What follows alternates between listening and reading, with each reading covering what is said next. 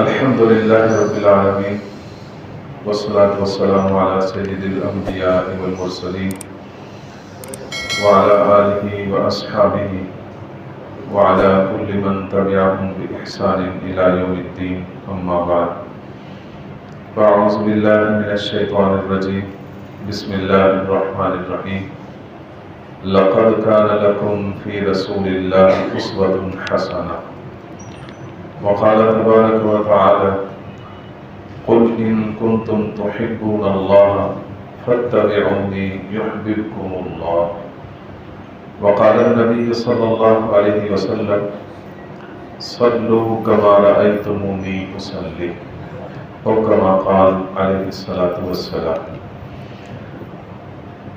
محترم سامعین کرام، آج سے ہم مسنون نماز یعنی نماز کی سنتیں سیکھیں گے۔ جیسے ہم نے مباح کاموں کو، اپنی عادات کو عبادت بنانے کے طریقے سیکھے ہیں، اسی طرح یہ بھی بہت اہم ہے کہ ہم اپنی عبادات کو بھی سنت کے مطابق بنانا سیکھیں، کیونکہ اللہ تعالیٰ کے ہاں وہی عمل قابل قبول ہے جو نبی اکرم صلی اللہ علیہ وسلم کی سنت کے مطابق ہے۔ ایک مسلمان کو ہمیشہ ہر کام میں اس بات کو مد نظر رکھنا چاہیے کہ میں جو بھی کام کروں وہ اپنے آقا حضور اقدس صلی اللہ علیہ وسلم کی سنت کے مطابق کروں۔ میں نے جو ابھی آیت کریمہ پڑھی ہے، اس میں بھی اللہ تعالیٰ ارشاد فرماتے ہیں کہ ایمان والوں کے لیے اللہ تعالیٰ کے رسول کے طریقے اور اس کا جو ان کی جو زندگی گزارنے کا طریقہ ہے وہ تمہارے لیے بہت بہترین نمونہ ہے ہر کام کو بہتر بنانے کے لیے۔ اسی طرح اللہ تعالیٰ یہ بات بھی ارشاد فرماتے ہیں کہ اگر تمہیں اللہ سے محبت ہے تو پھر تمہیں نبی اکرم صلی اللہ علیہ وسلم کی اتباع کرنی پڑے گی، پھر اللہ بھی تم سے محبت کرے گا۔ یعنی جو کام تم رسول اکرم صلی اللہ علیہ وسلم کی سنت کے مطابق کرو گے تو وہ کام اللہ کے ہاں محبوب ہوگا اور وہ کرنے والا بندہ بھی اللہ کے ہاں محبوب بن جائے گا۔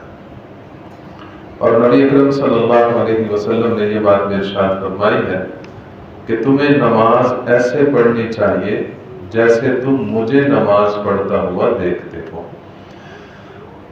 تو اس کے لیے پوری نماز کے جو سنتیں ہیں انشاءاللہ ہم 2 دن کے اندر کوشش کریں گے یہ مکمل کریں، اور مزید بھی کچھ مسائل۔ ویسے تو نماز ایک ایسا عمل ہے، میرے والد گرامی حضرت مولانا رحمت اللہ صاحب اللہ تعالیٰ ان پر کروڑ رحمتیں فرمائیں، وہ فرمایا کرتے تھے کہ قرآن کا حافظ تو مل جاتا ہے اور کثرت مل جاتے ہیں، لیکن نماز کا حافظ بہت مشکل سے ملتا ہے، کیونکہ اس کے مسائل اتنے زیادہ ہیں کہ ہر وقت ہر مسئلہ ہر بندے کو یاد ہو یہ بہت ہی مشکل کام ہے۔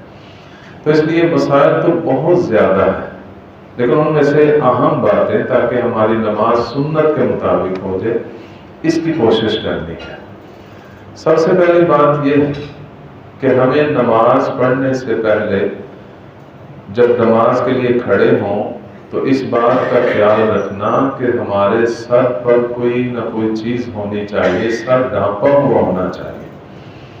ننگے سر نماز پڑھنا یہ نبی اکرم صلی اللہ علیہ وسلم کا مسنون طریقہ نہیں ہے۔ کوئی زندگی میں ایک نماز بھی سوائے احرام والی نمازوں کے، احرام میں تو ویسے مرد کے لیے سر ڈھانپنا جائز نہیں ہے، اس کے علاوہ کسی بھی روایت سے کسی بھی حدیث سے ننگے سر نماز پڑھنا ثابت نہیں ہے۔ تو اس لیے اس بات کا اہتمام کرنا کہ سر ڈھانپا جائے۔ حدیث پاک میں آتا ہے کان رسول اللہ صلی اللہ علیہ وسلم یکسر القناع، آپ کثرت سے اپنا سر ڈھانپ کے رکھا کرتے تھے، ننگے سر نہیں پھرا کرتے تھے۔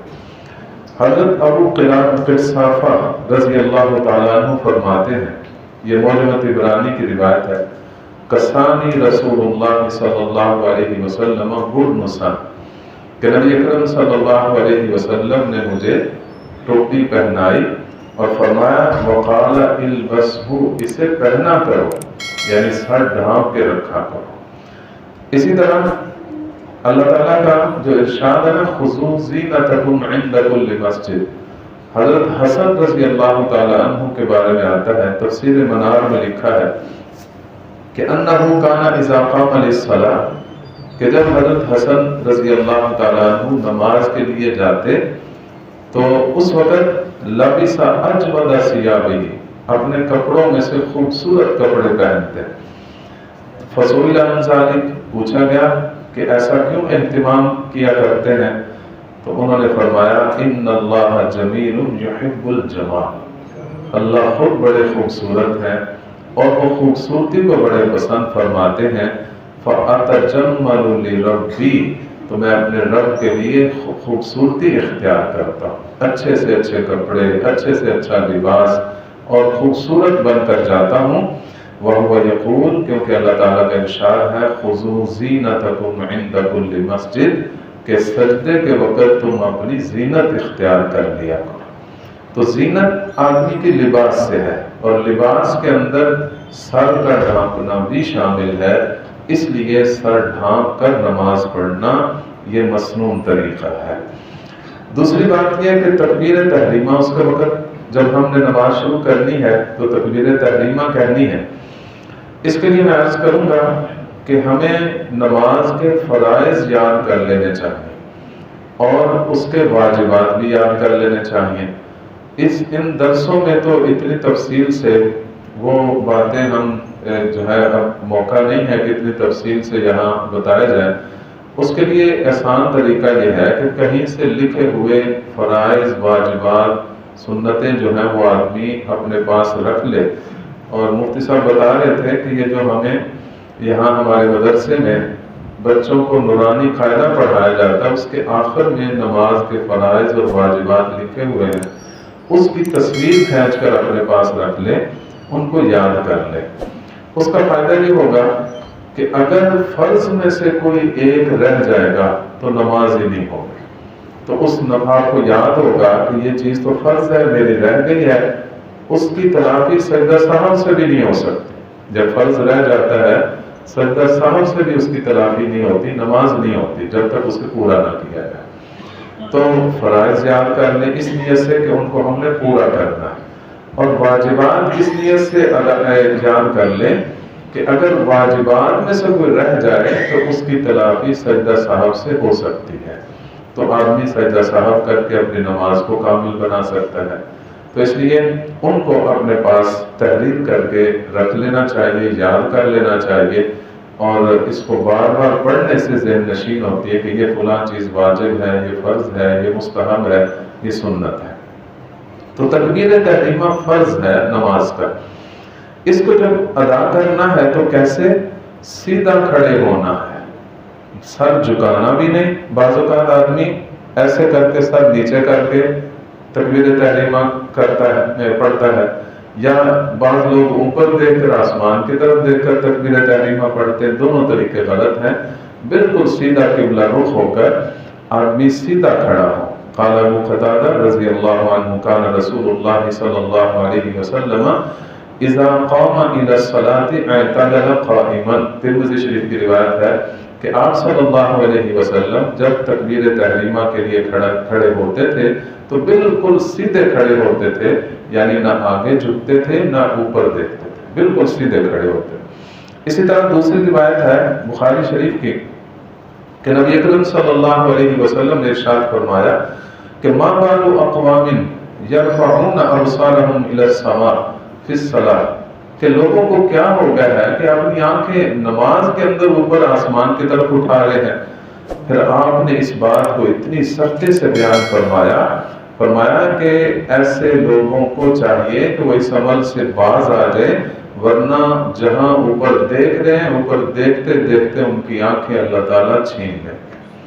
اس لیے نماز کی حالت میں اوپر بھی نہیں دیکھنا اور نیچے بھی جھکنا نہیں ہے تکبیر تحریمہ کہتے وقت، بلکہ سیدھا کھڑے ہو کر تکبیر تحریمہ کو ادا کرنا ہے۔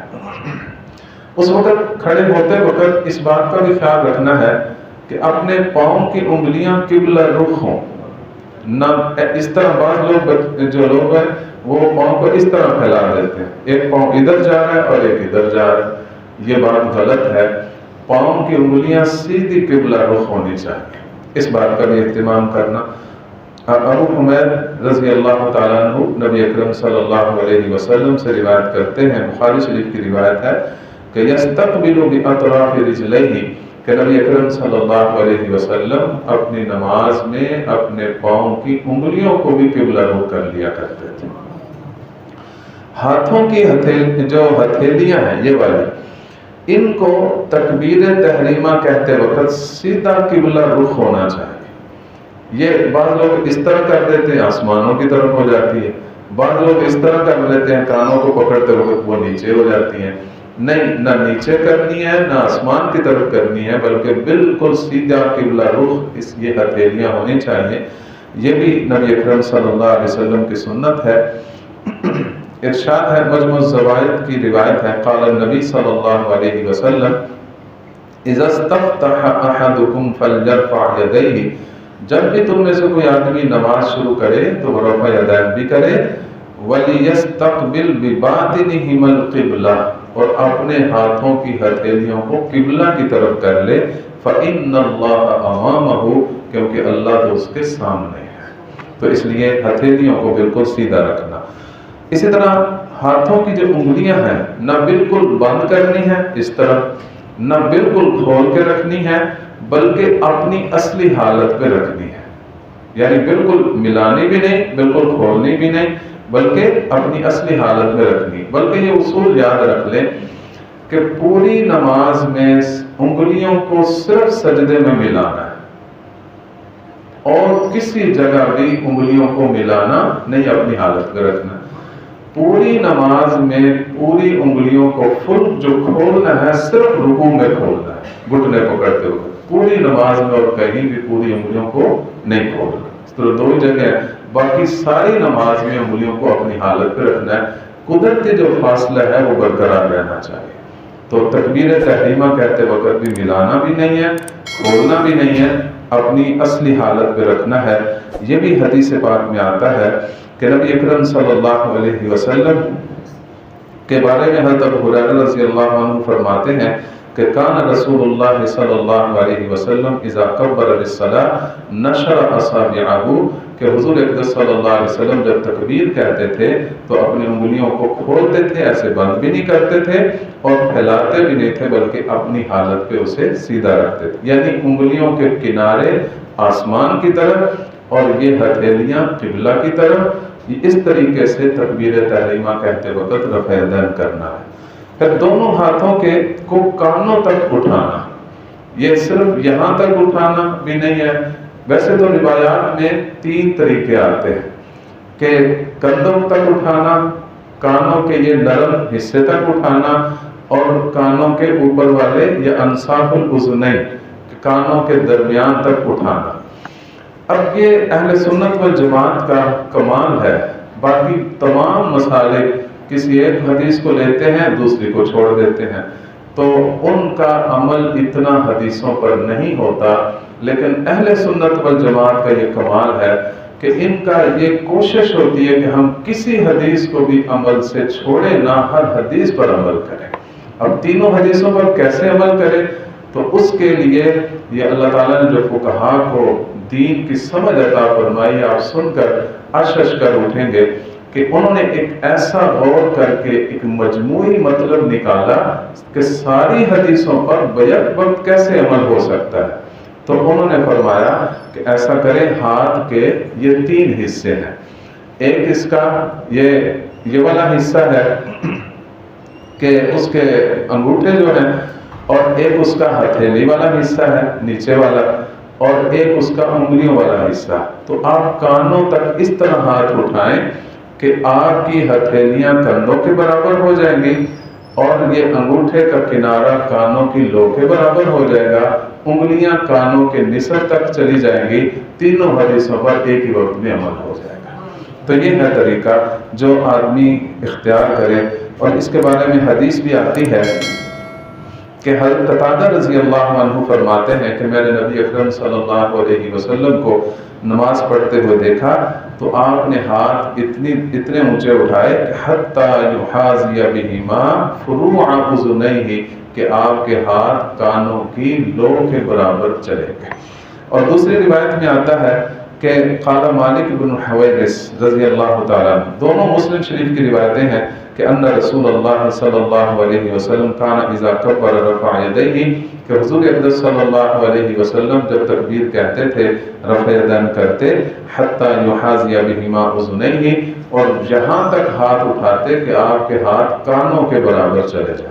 تو یہ مسنون طریقہ ہے کانوں کے برابر ہاتھوں کو اٹھانا۔